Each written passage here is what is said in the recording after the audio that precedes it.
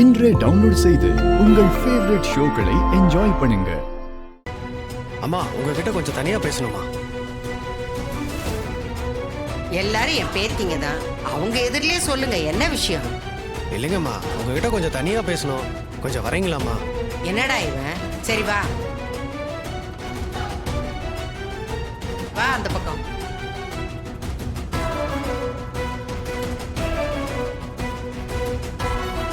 என்னப்பா, என்ன விஷயம்? ஒன்னும் இல்லம்மா, உங்க பேரனை ஊர் எல்லையில யாரோ கத்தியால குத்தி போட்டுட்டாங்கம்மா. ஏய், அவர் உயிருக்கு ஆபத்தான நிலைமையில இருக்காருமா. அதை சொல்றதுக்கு தான் உங்களை தனியா கூப்பிட்டேன். என்னடா சொல்ற? என் பேரனை கத்தியால குத்திட்டாங்களா? உண்மையாவாடா சொல்ற? மெய்யாலும் தான்மா சொல்றேன். ஒரு 4-5 பேர் சேர்ந்து கத்தியால குத்துறத என் 2 கண்ணால நான் பார்த்தம்மா.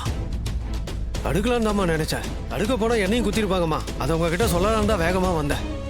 நீங்க உடனே போய் அங்க பாருங்கம்மா. யாரையா குத்துனாங்க? யாரு குத்துனாங்கன்னு தெரியலம்மா. நீங்க சீக்கிரம் போய் பாருங்கம்மா. ஐயோ பாவீங்களா, ஐயோ.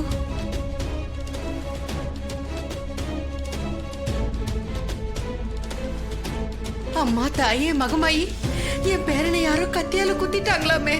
ஐயோ, என் ஈரக்கொலையே நடக்குதே. நான் என்ன செய்வேன்?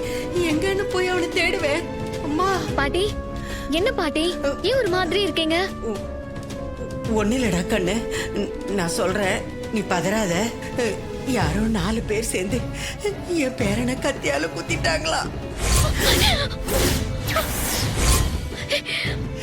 என்ன பாட்டி சொல்றீங்க? கார்த்தியை கத்தியால குத்திட்டாங்களா?